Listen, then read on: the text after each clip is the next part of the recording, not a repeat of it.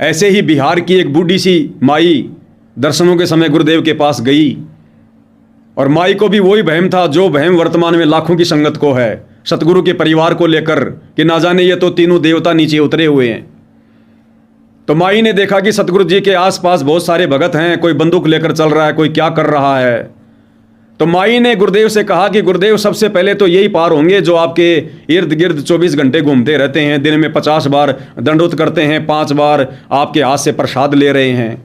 हे मालिक, सबसे पहले तो यही आत्माएं पार होंगी। तो सतगुरुदेव ने कहा कि बेटी, डॉक्टर के पास में सबसे नज़दीक कौन सा मरीज रहता है? तो इतना तो ज्ञान था ही। माई ने कहा कि डॉक्टर के पास सबसे नज़दीक वो मरीज रहता है जो ज़्यादा बीमार होता है, जो कोमा में होता है। तो गुरुदेव ने कहा कि बेटी, ये सबसे बड़े मरीज हैं, ये जो तुम्हारे को ये बड़े बड़े भगत दिखाई दे रहे हैं, मेरे बेटा बेटी दिखाई दे रहे हैं, ये मरीज हैं, ये कोमा में है, कोमा में। बेटी, अगर मैं इनको अपने पास ना रखूं तो काल इनको कब का उठा ले जाए। तो माई ने तो कान पकड़ लिए, और गुरुदेव ने कहा कि जाकर माला हाथ में लेके सुमन कर ले, इन चक्करों में मत पड़ना। ऐसे ही एक भगत था, उसने देखा कि मैं भी सतगुरुदेव जी के पास में कोई विशेष सेवा लूं, मैं भी डी में सेवा लूं। दर्शनों के समय गुरुदेव के पास में गया, कहा कि गुरुदेव, दास को डी गेट पर सेवा दे दो। तो गुरुदेव ने कहा कि चौधरी बनना है, भगत बनना है? आश्रम में चौधरी बनने आया कि भगत बनने आया है? तो भगत समझा नहीं, नीचे गर्दन कर ली। तो गुरुदेव ने कहा कि ये चौधरी हैं सारे के सारे, भक्ति नहीं है इनके पास में, तने चौधरी बनना है कि भगत बनना है? चुपचाप आ गया भगत। ऐसे ही जो करौथा कांड हुआ था, उसके मुकदमों के सिलसिले में दिल्ली से एक भगत था, वकील भी था, सुरेश।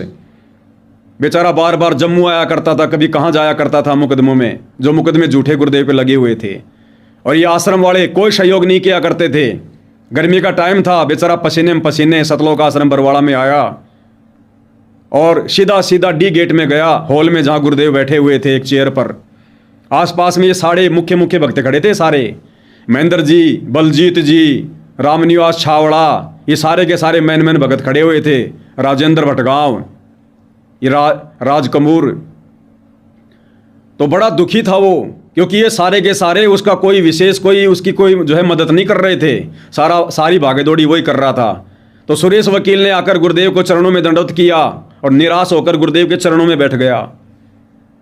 और सुरेश ने कहा इन लोगों की तरफ उंगली करते हुए कि गुरुदेव, ये आपको परमात्मा नहीं मानते, ये गुरुदेव, ये आपको परमात्मा नहीं मानते। तो गुरुदेव ने दुखी मन से घुटनों पर हाथ रखकर खड़े होते हुए कहा कि सुरेश, तू परमात्मा की बात करता है, ये तो मुझे गुरु भी नहीं मानते।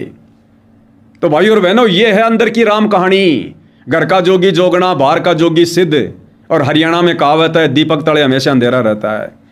तो ये नादान संगत जो वर्तमान में इन सतलोक आश्रमों में जा रही है गुरु की गैर हाजिरी में, अरे बिना दुल्ले के बारात किस काम की? हमारा दुल्ला तो हिसार जेल में बैठा है, तुम बाराती आश्रमों में क्यों धक्के खा रहे हो? 2 टाइम की रोटी भक्ति करोगे, भगवान तुम्हें तुम्हारे घर पर भी दे देगा।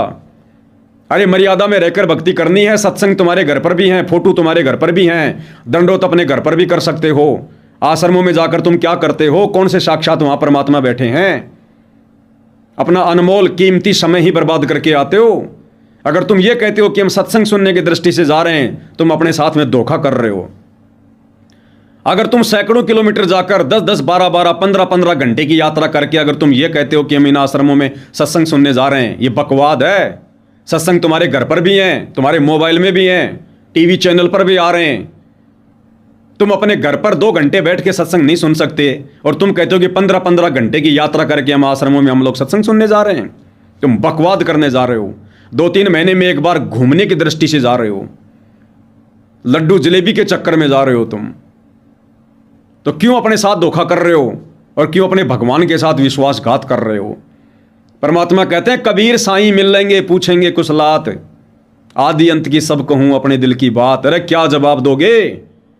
आने वाले समय में गर्दन नीची करके खड़ा होना पड़ेगा सतगुरु के सामने। जो जो गलतियां, जो जो भक्ति विरुद्ध कर्म आप आम नादान संगत वालों ने सतगुरु रामपाल जी के कलयुगी परिवार, उनके रिश्तेदारों के, इन कोऑर्डिनेटरों के चक्कर में आकर, बहकाव में आकर जो तुम लोगों ने जो कर दिए हैं, मर्यादाएं अपने खंड खंड कर दी हैं।